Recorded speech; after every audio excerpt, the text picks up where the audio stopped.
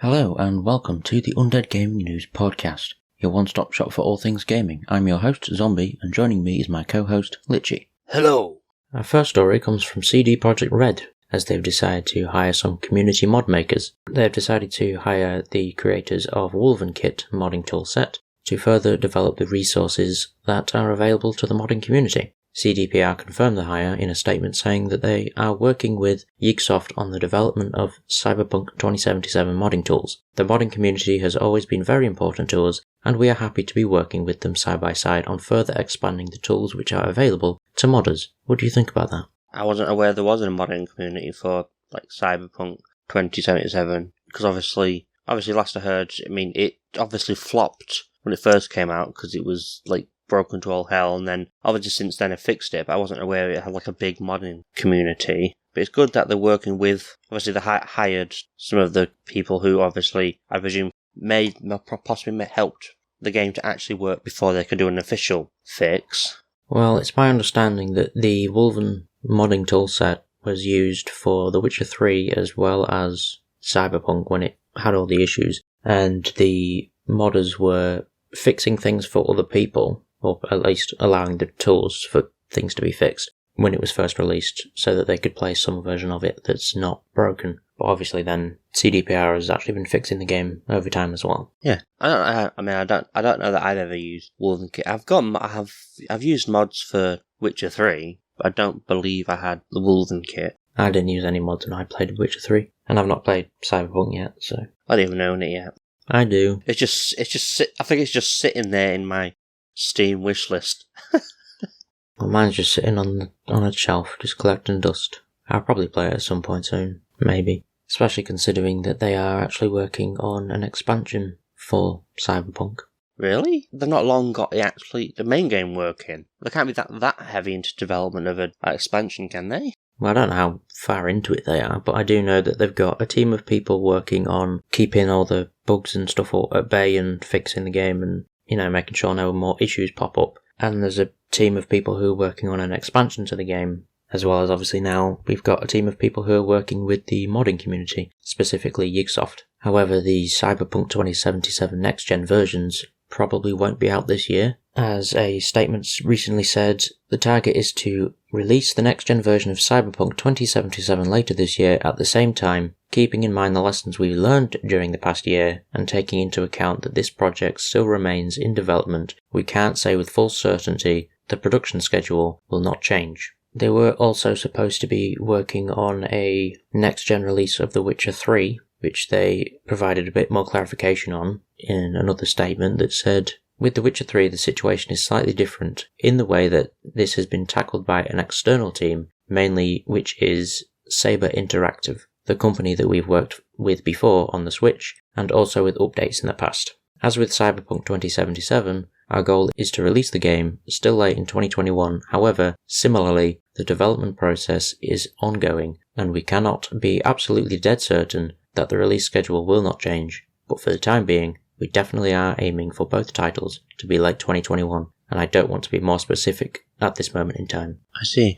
So, I think they're probably going to have to end up delaying the next-gen versions. They definitely don't want to have a repeat of the original version. Yes, but have the consumers learned their lesson, and not to demand bringing it out before it's actually ready? Probably not, but also in the news we have Brendan Greene, who has chosen to leave Krafton to form his own studio, and his new studio will be called PlayerUnknown Productions, and Krafton has been confirmed to hold a minority stake in the new entity. He recently said in a statement, "I'm so very grateful to everyone at PUBG and Krafton for taking a chance on me and for the opportunities that they afforded me over the past 4 years. Today I'm excited to take the next step on my journey to create the kind of experience I've envisioned for years. Again, I'm thankful for everyone at Krafton for supporting my plans, and I'll have more to reveal about the project at a later date." Apparently, PlayerUnknown Productions is going to be exploring the systems needed to enable massive scale within open-world games. What do you think about that? That they probably shouldn't have called the company PlayerUnknown Productions, because it's just going to be associated with that specific game. But obviously they're not going to be the ones making that game. Well, he is referred to as PlayerUnknown himself. That's his nickname. Yes, but I still think anything they bring out, people are going to think that it has something to do with PlayerUnknown Battlegrounds because of obviously the name of the company. Had there not been a game obviously named after him, PlayerUnknown, then yeah, PlayerUnknown Productions would have worked. But I don't think at this point it's the best name. Well, I suppose we'll have to wait and see the general consensus around his projects then. Yeah. And of course, for anyone who doesn't know much about him, he originally worked on DayZ, which was, of course, originally an Arma 2 mod. That was in 2015, and then following the success of that mod, he moved on to work on the official H1Z1 Battle Royale mode as a consultant. And of course, he came up with the idea for PlayerUnknown Battlegrounds, which became a massive success, and then inspired Epic Games to steal the idea and make Fortnite Battle Royale and make millions off it. So he's credited with essentially inventing the Battle Royale mode. But he didn't. He literally just said he worked on H1Z1's Battle Royale mode. As a consultant, because of the success of DayZ, which became before it, 2 years before it. Yeah, but DayZ wasn't a Battle Royale. DayZ was eventually it became obviously an open world, like, zombie survival game with very little zombies. He had an idea for a Battle Royale mode, which is why he was a consultant for the H1Z1 Battle Royale mode. And then a couple of years later, obviously, he pitched the idea to his boss at Krafton, I'm guessing, or at the very least the company that Krafton owned, and they took his idea and ran with it, and thus spawned PUBG. Yeah. Which is, of course, the game that's credited with starting the whole craze, because not many people were that interested in Battle Royale until PUBG. Yeah, it definitely revived the Battle Royale genre, and then obviously, yes, Epic Games did then capitalise on that. As they always do. That's just necessarily true. Epic Games just weren't really making games. They obviously, it was basically, they just gave developers tools to obviously make their games, and then they'd make a game every so often. Like before that, I think there was like a few years prior, they had, I think it was called Paragon or something, which was like a third-person MOBA type thing, similar to Smite. Then I think, did they also make Evolve? No, Evolve was 2K, I think. 2K? Yeah, 2K. It was published by 2K, yeah. But yeah, so they weren't really a company that obviously made games, and obviously they were making a zombie survival game, and then obviously PUBG became successful. They're like, well, maybe we could make add a Battle Royale mode onto our zombie survival game. Yeah. And then obviously it outshone the actual zombie survival game, so they never actually made the survival game. Exactly. And because of the success of that decision, they've started doing that more and more. Most recently, we've seen, obviously, with the Imposters mode that they made, ripping off Among Us. That tends to be their business strategy now. It's just, if something's popular, we will make a version of it. Well, that's the thing. Obviously, you're clearly throwing shade at Epic, but they're not taking ideas that were original. They're obviously looking at what... I didn't say I was throwing shade at them, I'm just pointing out the fact that they see something popular and then try to make a version of it so that they can get in on the action. It's capitalism, that tends to be how it works. Yeah, so it's just good business practice. But also in the news we have Starfield, which has been confirmed once again to not be coming to PS5. Of course, its initial trailer stated that it would be exclusive to Xbox and PC, and in a recent tweet, someone said, Starfield will be launching exclusively on Xbox Series X and S and PC on November the 11th, 2022. Game Pass members can play it day one. I know we have said this before, and none of this has or will ever change. And the only reason they came out with that statement is because a lot of people decided to speculate that it would be coming to the PS5 because they didn't say it wouldn't. What are your thoughts on this? I didn't hear that. I don't think I heard that Starfield was exclusive. I can't remember if that was one of the games listed as that it had already been contracted as to be coming to obviously other platforms before Microsoft obviously announced that they'd purchased Bethesda, who are making the game. But then obviously Microsoft's stand on the issue is, as long as you are playing our games, we don't care what platform you're playing them on. They say obviously it'll be launching exclusively on the Xbox, but there's nothing to say that they can't at a later date release it obviously on the PlayStation 5, because then they're tapping into another market to get them more money. Well, that's what some people were saying when people went against them, saying, well, it can't be coming to the PS5 because the trailer says it's exclusive to Xbox and obviously the PC. So they would say, well, it could just be a timed exclusive, like a lot of Xbox exclusives in the past. But based on this tweet, I'm not sure that it will be a timed exclusive. Don't know. I think it might just be one of the ones that stays Xbox and PC only. Yeah, maybe. There's a few games that Xbox have that do that. Like, obviously, one of the... Like, originally, the Dead Rising series was Xbox exclusive, and then it was multiple platforms with Dead Rising 2, then it was Xbox exclusive again, and it's still technically a Microsoft... Well, not really a Microsoft exclusive, because it's also on Steam, but people have, obviously, a Microsoft Windows OS on when they're using Steam. But it's not actually obviously linked just specifically to the Windows store. The same as State of Decay 2 was also an Xbox exclusive, but then they brought it out. Then they brought that to Steam. But yes, the only one I can think of that obviously that's owned by Microsoft that you can also play on PlayStation would obviously be Minecraft. Because obviously PlayStation have a version of Minecraft, but that's technically owned by, obviously, Microsoft. So I don't know. I mean, based on the name, Starfield sounds like a sci-fi game, so it's probably not something I would have a big interest in anyway. From what I can remember of the trailer, I think it's set in space, and you've got to fly your ships around and stuff. Yeah. I don't know, I remember a lot of people were excited about it, but I never ever looked into it because of it being a clear sci-fi game. It's not really my thing. I don't know, if they want another sci-fi Xbox exclusive, go for it. It's not like you don't already obviously have a sci-fi exclusive anyway. It's just obviously Microsoft competing with itself. Well, following all of this drama over on Twitter, Jeff Grubb tweeted that Elder Scrolls 6 is also a planned Xbox exclusive as well. And I'm pretty sure he was joking about that, or at the very least trying to annoy people. Because, obviously, with Bethesda recently releasing Skyrim on the PS5, I doubt they're going to abandon the PlayStation users with the Elder Scrolls series. Yeah. I'm pretty sure that was even one of... When they announced that they had purchased, obviously, Bethesda, that was one of the things that they said would actually still be coming to PlayStation, because there's already been a contract drawn up for Elder Scrolls 6 for the PlayStation, and Xbox are going to honour all current contracts Bethesda had. So either, obviously, they breach that contract, or somehow get around that contract and not have to release it to PlayStation, or obviously you're just going to have a shitstorm. And considering their attitude on people being worried that it wouldn't actually come to PlayStation was, no, it'll come to PlayStation. We don't care if you play on PlayStation. As long as you are playing our games, we don't mind what platform you obviously play on. I don't know. I mean, if he is obviously trolling, it's kind of unprofessional. But yeah, Elder Scrolls 6 probably would end up coming to PlayStation, because it'd just be a bad business move to not. Yeah, they'd definitely lose out on a lot of money there if they didn't do that. But if you're looking for some new games to play this September on the Xbox Game Pass, on the 2nd we had Craftopia, Final Fantasy XIII, Signs of the Sojourner, Surgeon Simulator 2, and then on the 7th we'll have Ground Trick. On the 9th we have Breath Edge, Nuclear Throne, and The Artful Escape. Do any of those take your fancy?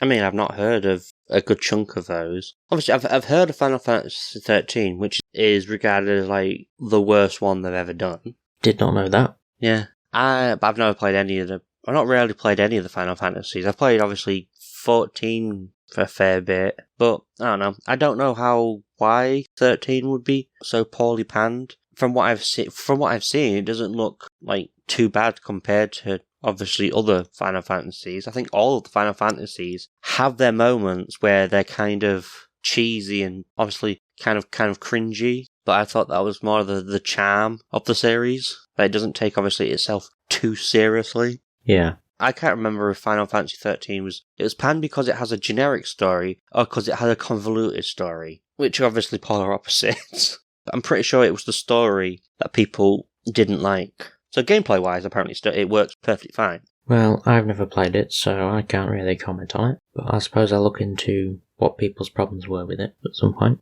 I'm assuming you've heard of Surgeon Simulator 2. I have, but Not your kind of game. Yeah, that's one of those games that would be like it's designed to be really poorly designed to control obviously your hands, which what doesn't really suit me because I actually want to accomplish the task in the efficient manner as possible, but with obviously the controls being not so great. It's obviously alright, like probably like a more alright party game to play with your friends. If you just wanted to if you don't want to take it too seriously, then obviously that's a great game for you. But don't expect to obviously be getting like high scores and stuff because it's not designed for you to actually do well. It's more of a joke game. Yeah. But if you want to pick up a free game this week, then you can head over to the Epic Games Store and grab Yoku's Island Express, which is available now until the 9th. We've only got one game from them this week, not two. What's Yoku's Island Express? It is a platforming pinball adventure. I mean, I would have guessed platforming, because it sounds very similar to, obviously, I was expecting it to be similar in a vein to like Yoshi's Island. Pinball, I'm not sure how pinball works. Well, based on the screenshots, it appears that you fire a ball, such as you do in pinball. You have to use the environment to your advantage to get the ball to where you want it to go. And that's about all I know of it. So, moving into PlayStation, on PlayStation Now, they're going to be getting a few Final Fantasy games. It's been confirmed that on September the 7th, we will have Final Fantasy VII. October the 5th will bring Final Fantasy VIII Remastered. On November the 2nd, you'll have Final Fantasy IX. On December the 7th, you'll have Final Fantasy X and X-2 HD. And then at the start of next year, on January 4th, 2022, you'll have Final Fantasy XII, The Zodiac Age. I have to question, obviously the Final Fantasy VII is the original Final Fantasy VII, from what I'm looking at. Why is it the original, but the Final Fantasy VIII one is the remaster? Why not just do all the originals, or do the remasters? Well, probably because the remastered version of Final Fantasy VII is currently available for free if you have a PS5, if you use the PlayStation Plus collection. Possibly. Which one is Final Fantasy XII? Because they had two MMO ones. Was the first MMO 11 or 12? 12 was a single player. So it must be 11 that was... Yeah, Final Fantasy 11's online. So that's why I'll explain why it goes 7, 8, 9, 10, 12, and skips 11. Because obviously 11's the online, which I don't think the servers are active for anymore.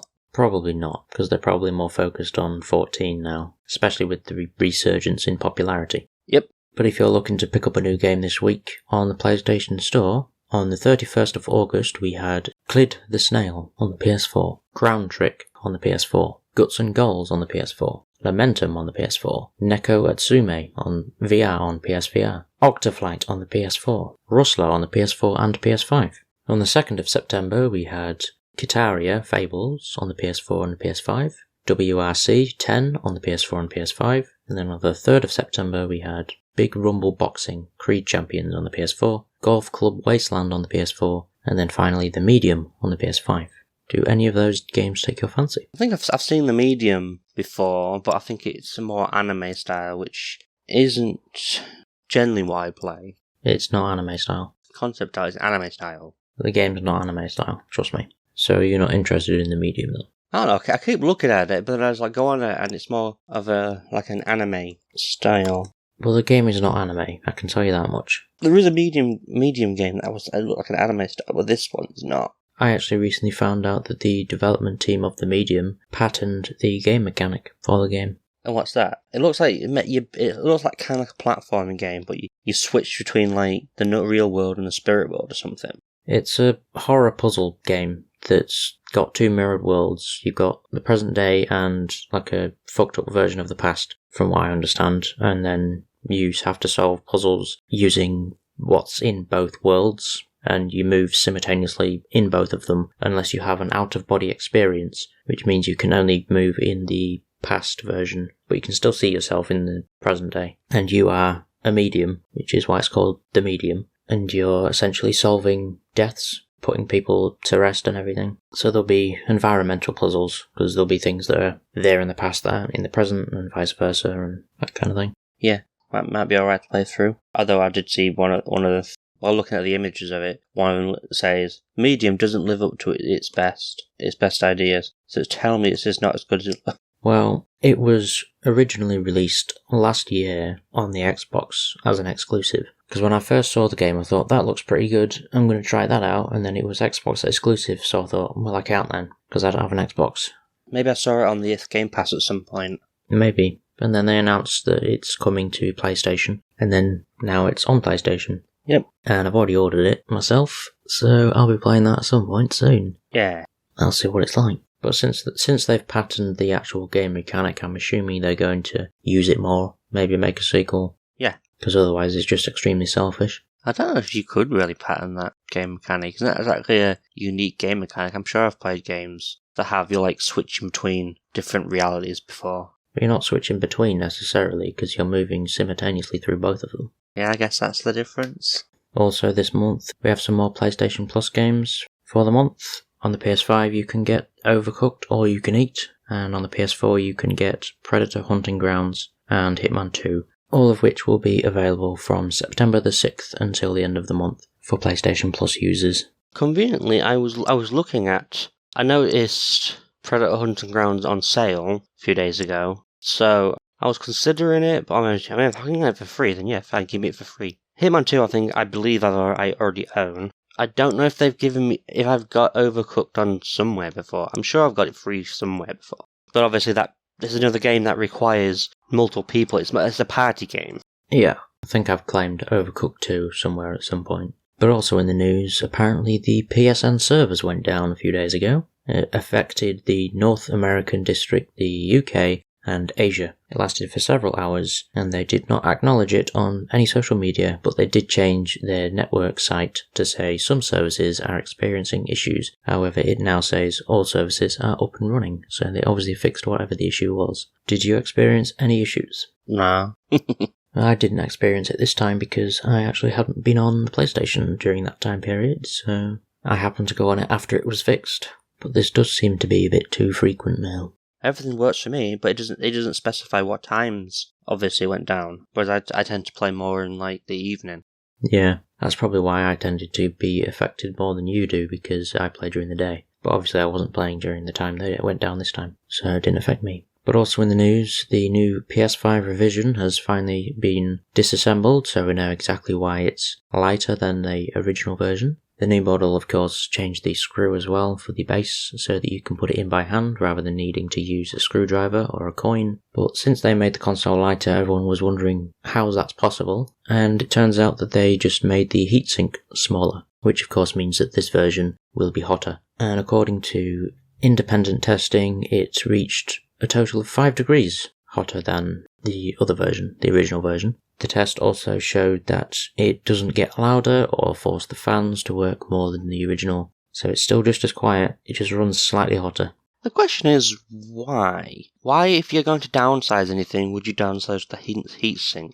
Well, it's more cost efficient. That was the whole point in downsizing on the heatsink. It was to make the system more cost efficient. They figured they would risk the small increase of heat so that they can get a better profit, because originally the PS5 was expected to not turn a profit because of the price that they set it at and what goes into making it. So then they made this revision, which obviously they've reduced the heatsink, which means less money goes into making it, because there's obviously less materials being used. So they'll be able to make a better profit on that version than they were the original version, but the original version did turn a profit eventually. It just took a while. Yeah, but that's more so... That wasn't because of the price, that was just more so they didn't have the stock to meet the demand. The demand was still there. People were still perfectly fine with paying the price. It wasn't very cost efficient for them. That was the whole point. It was expensive to make, and it would take forever to get a profit off it. And it took a while to get a profit off it. They got a profit off it eventually. But now they've made the new one, which obviously has a reduced heatsink, so that it's lighter, more cost efficient, and will turn a profit quicker. Yeah. But obviously if you don't want the new model, then just make sure that you check the model number before buying one, to make sure you're getting the right version. It just means that more people are going to be needing refunds when their console no longer works because it overheated. It'd be like a 5% increase. I don't know, how hot does the original one run? I don't know, I've not tested it myself. I just know that the revision apparently runs 5 degrees hotter than the original. But to be fair, the original doesn't really run that hot in my experience. Like, I've not even heard the fans do anything, really, because they're not really needed to, power up quite fast or anything. Well, yes, but I mean, example, obviously, I think my laptop sometimes, it very rarely hits 100, but generally it sits about 90 when if I up the fans up. Yeah, for some reason, unlike when the fans are on a lower setting, it's on like 80 something degrees, but I boost the fan, to cool it, and what it actually does is increase the heat. Because obviously it's taking more power to power the fan, but the point of the fan is to cool it. But yeah, it's annoying when obviously it gets to when it reaches nearing 100 degrees, because then it literally burns you to touch it. Have you ever had your PlayStation on for a while and touched it? Is it hot to touch?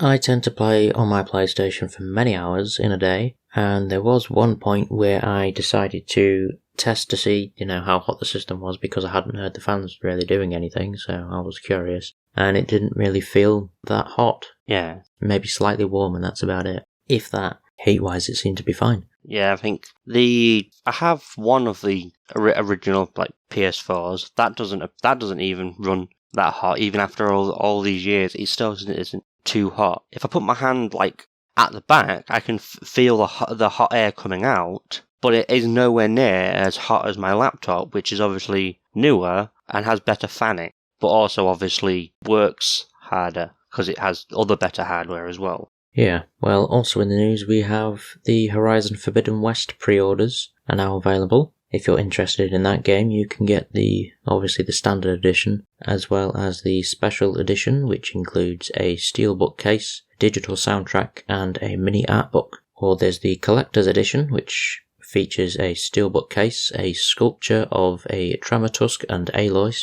a mini art book, 2 special outfits, 2 special weapons, an in-game resource pack, an in-game Apex Claw Strider machine strike piece, exclusive photo mode pose and face paint, digital soundtrack, digital version of the Sunhawk, which is the first Horizon graphic novel, and there is also the Regalia edition, which includes all the previous items, as well as a replica Focus, as well as a custom stand, 2 art print cards, and a replica Sunwing and Claw Strider machine strike piece, and a canvas map. What do you think of what's available? Between the Regala edition and the Collector's edition, the Tremortusk is different. It's a different version of the Tremortusk. It's because it has a bunch of wooden spikes all over it, and I think its tusks are more spiky. I think Aloy's the same though. So it's a slightly different statue. Well, it has a lot more detail on the Regala edition. Okay.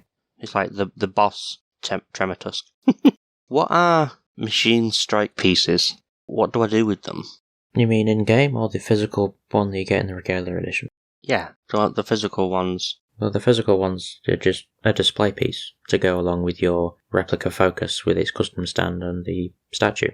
Yeah. Well, why? What are they in the game? The strike pieces? Just bits of machine you use for upgrades? It says machine strike. Machine strike pieces, I think, are actually just pieces of machines. Maybe the weapons that you can knock off the machines or something. Yeah. The game also releases on February the 18th, 2022, so there's plenty of time to make a decision and pre-order, if that's what you want to do. However, there is something to take into consideration when buying an edition, because you cannot upgrade from the PS4 to the PS5 version if you have the standard or special edition. The cheapest option will be the digital deluxe version, which is basically the special edition, obviously just minus the physical items, because it's a digital version. Wait, so you can get the special edition, which comes with more than the digital deluxe, but it can't be upgraded. But the digital deluxe, which it'll just have the Nora the Nora Legacy outfit and spear, and the digital soundtrack. But that can be upgraded. Yes, you have the digital deluxe edition, the collector's edition, and the Regalia edition are the only ones that can be upgraded from PS4 to PS5 for free. If you buy the standard or special edition, then you have to pay essentially the same again to get it on PS5. Well, that's dumb. It is. I don't agree with this decision whatsoever. Well, I understand saying, you can't have the upgrade if you just get the standard edition. Yeah, fine, whatever. I mean, it'd be nice if obviously you did, which... I thought you didn't agree with that, because that's what they did with Control. Well, what they did with Control was a specific... You had to have this specific edition. Yeah, the Ultimate Edition, instead of the Standard Edition. And this is the same kind of thing. Well, no, they had a Standard Edition, then they also had an Ultimate Edition, which had all the DLC and crap and stuff in it. Then they brought out a second Ultimate Edition, and it's that second one you have to have. So you can have all the Control, you can have the base game and all the DLC, everything for it. You purchased everything for Control, and they're like, okay, well, it's coming out for the next gen, but you have to now buy this completely new one. So if you're already a fan of the game, fuck you. You've got to buy it again anyway if you want it on the PS5. It's only for people who've never played Control. Well, that's kind of the same thing with this. If you buy the special edition or the standard edition, you'd have to buy it again on the PS5 because you can't upgrade for free.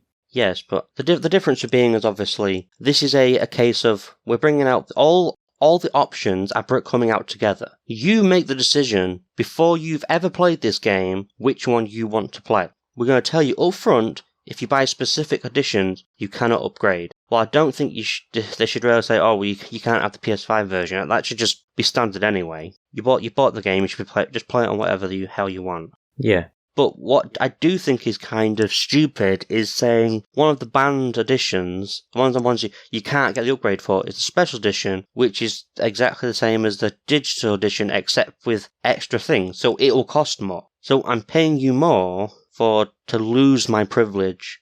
I think they're actually the same price. So then what your choice is either do you want an upgrade or do you want obviously the physical stuff? Do you want the only difference realistically is like the case and an art book. Yeah. So do you want this physical case and art book or do you want the ability to play it on both platforms? Well, I don't know, realistically, I think I would choose to play it on both platforms. But then obviously if I had the PS5, I wouldn't need the PS4 version. So I could just get, obviously, the special edition. And that's what I'm going to be doing. Because obviously I've got a PS5 already, so I don't need to worry about upgrading. So I'm just going to be getting it on the PS5. Well, like I said, obviously the standard not upgrading is kind of a dick move, but I understand it. The special edition one, you're saying obviously your choice is either do you want an art book or do you want an upgrade? Well, I'll take the upgrade as someone who doesn't have the PS5 yet. But then, will I play the game before I get a PS5? I don't know. Would it be worth buying it for the PS4? Am I actually going to play it before I get the PS5? I don't know. I've still got the first one is still sitting in my bloody library, and I have still yet to install it. Well, you should probably play that one before you play the new one anyway. Yeah. I mean, I've watched a playthrough of the first game by some guy called Zombify Gamer. I wonder who that is. But I've not actually played the game myself. Yeah. I don't like the gatekeeping on any edition really. No. The way I think it should work is if you buy the standard edition, you can upgrade to the standard edition on the PS5. If you buy the special edition, you can upgrade to that version on the PS5. Whatever edition you've got, you can upgrade from that version to the PS5. And you can get whatever you've got on the PS4 version on the PS5 version. Yeah. That's the way I think it should work. Like, for example, when the PS4 came out years ago, I didn't actually have a PS4 at that point. I didn't get it until like 2 years later. But I got Assassin's Creed Black Flag, which came out at the same time as the PS4. So while the PS4 was still in its infancy, I got this game for the PS3. And it came with a code that allowed me to have a free upgrade for the PS4 version of the game. Admittedly, it wasn't a great thing because it still had an expiration date on, you have this game, but you got to redeem this code on your PS4 by this date to be able to actually have access to it. It was a bit naff. Later down the line, I think I got Black Flag for the PS4 anyway, because I think it came with another game. Yeah. But yeah, I'm saying, obviously, they've been given free upgrades for like 8 years now, and they still haven't worked out, and it's still not just common practice to just go, oh, this new generation's come out, we're bringing out a game on both platforms, so here's a free upgrade to obviously the newer platform. You've already purchased the game from them. It's a bit naff to say you must purchase this game multiple times when it's basically the same thing. There's very little difference between the two versions. It's not the same as obviously another game I had on PS3 and have on PS4. It was Sleeping Dogs. I don't mind having to buy it again. Actually, no, that was a remaster as well. Mafia 2 I have on both. The game, it does look better on the PS4, but obviously it's a good few years between the two releases. That, I don't mind having to pay this new version of this game, because there's actually something different. But when it's a game that's coming out at the same time as, like, the new consoles in its infancy, the two versions are basically going to be the same.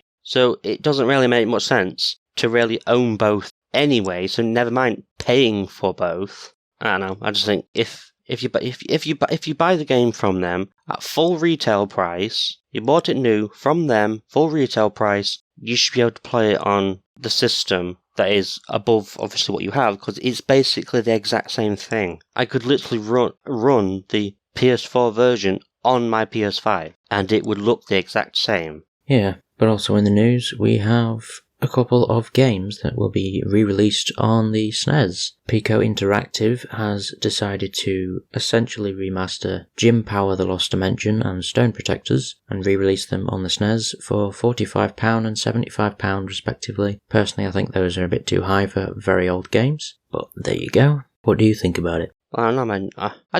It's not obviously something I'd get, because one, I don't own the SNES remake thing. So obviously I won't be able to play this anyway. But obviously if you grew up playing these games, then obviously it would appeal to you. Or if you just like that older arcadey style, which I know obviously somebody who does like that over arcade style, and we was looking at some games the other day, so I might have to mention that to them next time I see them. Well, yeah, that's not what I have a problem with, though. My problem is I think the price is a bit too high considering what the product is. Oh yeah, I mean I was looking at the bloody... Like I said, I was looking at retro games the other day, and there was a package of 11 games for £30, yeah? Yeah. And they said they still thought that was too expensive for what obviously they're getting. They're getting 11 games, but this is one game for 45 and one for 75. What? Yeah. Are you going to but it comes with the soundtrack. Doesn't really justify the... I don't know. It's more because maybe it'll be a collector's item, but then it's new, so it won't actually have that value yet. I don't know, for £75 I want you to ship me the bloody arcade cabinet.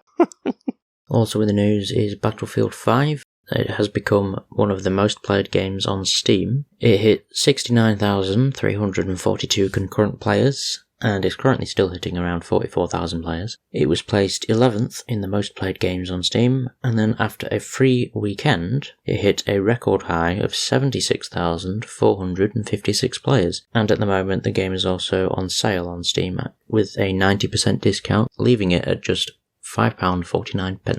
What do you think about that? Well, obviously their success is attributed to, obviously, the free weekend they've recently had. I don't know. Obviously, I own Battlefield 5, and obviously I played the beta or the alpha or something for it, years ago. But I've never actually played through the game, so I wouldn't know if it's that great a game. But obviously, with the new one coming out sometime this year, I think, or next year. Do we know when the new one comes out? But either there's another one in production, so there'll obviously be a lot of people playing that. I don't know if Battlefield has that taken over Call of Duty's spot on the most popular war shooter thing at the moment. Battlefield 2042 releases next month. Yes. But yeah, so you got obviously people, I guess, hyped for that, maybe going back to playing Battlefield 5, because that's a thing. People do that, play the original, all the older titles. And I don't know, obviously, like I said, I don't know if it's taken over COD's top spot, based on the fact that it being, obviously, one of the most played games on Steam. Is the most recent Call of Duty beating it, or is it wiping the floor with the most recent Call of Duty? Well, looking at the most played games on Steam, I'm yet to come across Call of Duty, so it must be pretty far down, whereas Battlefield 5 is still quite high up there. But also in the news, Amazon Games have decided to delay their next MMO, Lost Ark. They confirmed that it will be pushed back to 2022, although they did announce a closed beta for the game and said that they delayed the full release as they discovered a lot more work that will be needed to launch Lost Ark at the high quality bar our players deserve. If you want to play the closed beta, then it's only available to those who have pre-ordered the Lost Ark Founders Pack or signed up for a potential invite, and the beta will take place between November the 4th and 9th this year. What do you think about that? I mean, I don't know, them delaying Lost Ark it's not that surprising, everyone's delaying everything. But the fact that they've also got another team developing another MMO, raises a question, why is the company developing two different MMOs at the same time, just to, compete with itself? But yeah, I would agree with the statement of obviously they want to, at the high quality bar our players deserve. Notice it says our players deserve, not what our players are obviously they're used to or is expected of them. Obviously they're trying to push the bar. Obviously with New World they maybe push the bar a bit too far. Yeah. Because it's frying these top end graphics cards. Which kind of raises the question, what machine were they using to make it? Because they had to have obviously, but it had to have been able to run on their machines. They had a supercomputer. Yeah, but to be fair, if you have these top-end graphics cards, you already you also have a supercomputer. And they've got like some like secret, like top secret graphic cards that no one has access to. Yeah, they're evil geniuses.